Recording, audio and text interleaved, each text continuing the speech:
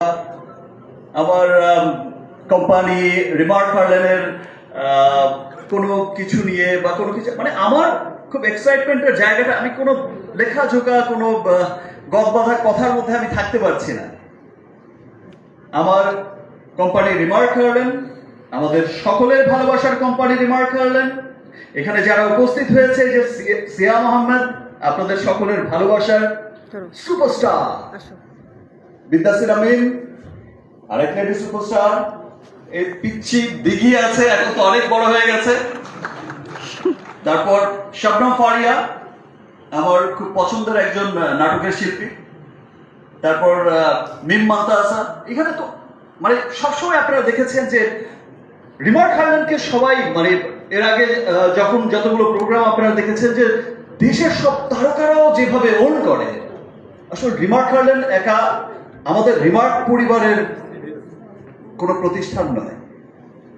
Remark Herlan আমি এবং আমার রিমার্ক পরিবারের প্রত্যেকটা মানুষ, আমাদের চেয়ারম্যান স্যার থেকে শুরু করে আমাদের সব বোর্ড অফ মেম্বাররা এবং রিমার্ক পরিবারের সকল মানুষ যারা আমাদের ফ্যাক্টরিতে অক্লান্ত পরিশ্রম করে, যারা আমাদের মার্কেটিং এ অক্লান্ত পরিশ্রম করে, যারা আমাদের রিমার্কের অফিস সামলায়, প্রত্যেকটা মানুষ ফিল করে এটা আমাদের রিমার্ক হার্লেন। এবং সেই সাথে আমি খুব আনন্দিত আমার সমস্ত স্টার সুপারস্টাররা ফিল করে আমাদের রিমার্ক হার্লেন। এবং আমি আরো আনন্দিত শুধু রিমার্ক পরিবার এখানেই সীমাবদ্ধ নয়, দেশের প্রত্যেকটা মানুষ ফিল করে রিমার্ক হার্লেন আমাদের কোম্পানি। দেশের প্রত্যেকটা মানুষ ফিল করে যে রিমার্ক পরিবার, আমরা সবাই রিমার্ক পরিবার, এই কোম্পানিটা আমাদের। এই যে ভালোবাসা রিমার্কের প্রতি দেখিয়েছে, দ্যাটস ওয়াই রিমার্ক হার্লেন এত ফাস্টেস্ট গ্রোয়িং কোম্পানি হয়েছে। এটা সকল দেশের মানুষের ভালোবাসাই হয়েছে।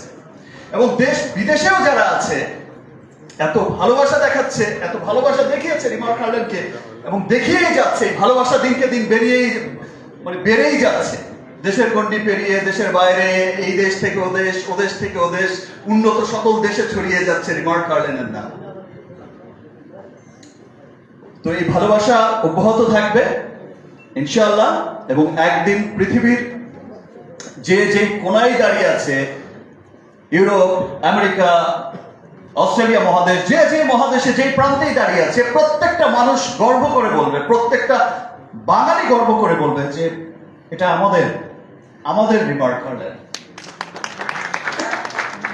সরি, আমি আবারও এখন ধন্যবাদ জানাতে চাই মেহেদী হাসান হৃদয়কে। অ্যাকচুয়ালি ও আমাকে নেয়, মানে আমি ওকে নেইনি,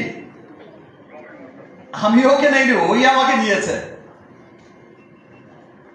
মেহেদী হাসান হৃদয়ই আমাকে কাস্ট করেছে, বিকজ আমি সেই সেম প্রিয়তমার মতো একটা অনেকদিন নতুন একজন ডিরেক্টর নাটক বানিয়েছে, ওকে ফাইন, ঠিক আছে, আমাকে একটু গল্প শোনাতে চায়।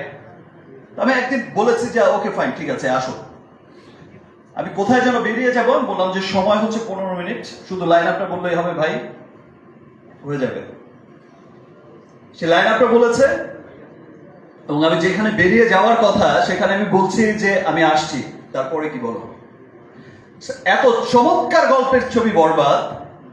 এবং আমি যখন জিজ্ঞেস করেছি যে তোমার কি প্রডিউসার আছে, মানে ফাইন্যান্সার আছে নাকি আমি দেব, বললো যে ভাইয়া আমি আপনাকে এইটুকু বলতে পারি,